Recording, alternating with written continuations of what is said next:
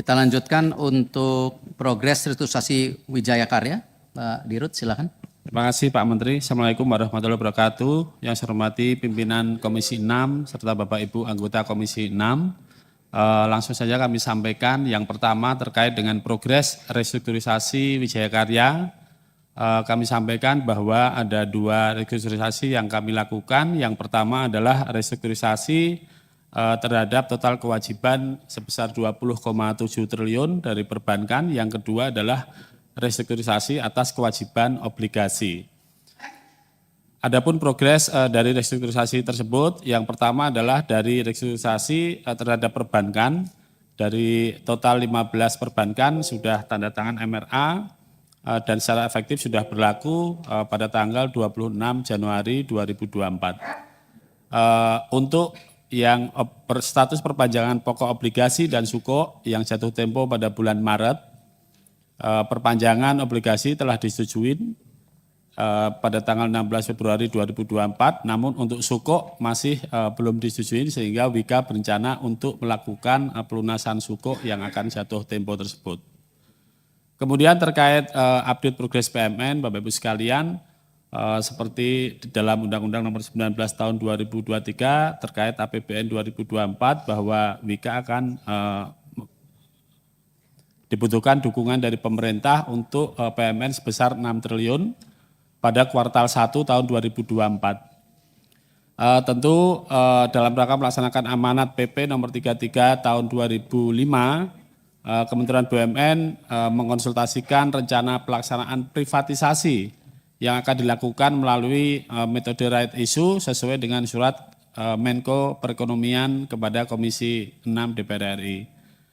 Kemudian sampai dengan saat ini tahapan registrasi di OJK sudah berjalan.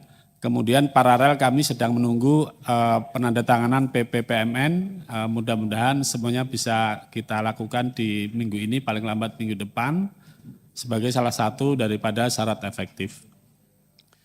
Bapak Ibu sekalian, kami sampaikan juga bahwa dari target hasil daripada right issue, dari total PMN sebesar 6 triliun, di mana porsi pemerintah 65%, publik 35%, sehingga secara total target total right issue adalah 9,2 triliun, yang mana tentu dana tersebut kami pakai untuk mendukung perseroan dalam penyelesaian proyek-proyek PSN maupun proyek IKN yang hampir semuanya harus selesai di tahun ini maupun tahun 2025. Kemudian yang kedua tentu untuk memperkuat struktur permodalan perseroan dan juga untuk meningkatkan kinerja dan perbaikan kondisi keuangan kami.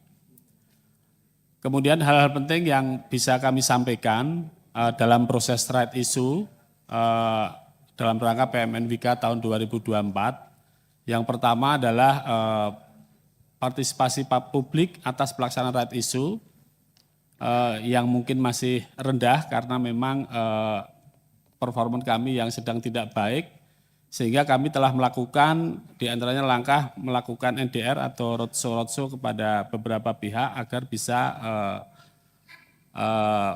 yang punyaan publik bisa diserap. Kemudian yang kedua adalah waktu pelaksanaan right issue maupun PMN yang memang sangat ketat pada kuartal 1 tahun 2024, sehingga kami selalu berkoordinasi dengan para stakeholder, termasuk juga dengan OJK karena memang kami perusahaan TBK.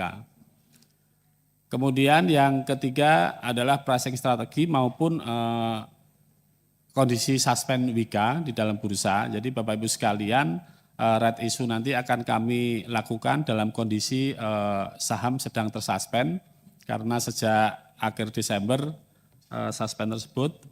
Kemudian dengan adanya kondisi sedang tersuspend sehingga kami mempersiapkan dengan metode penilaian saham menggunakan KJPP yang sudah kita lakukan.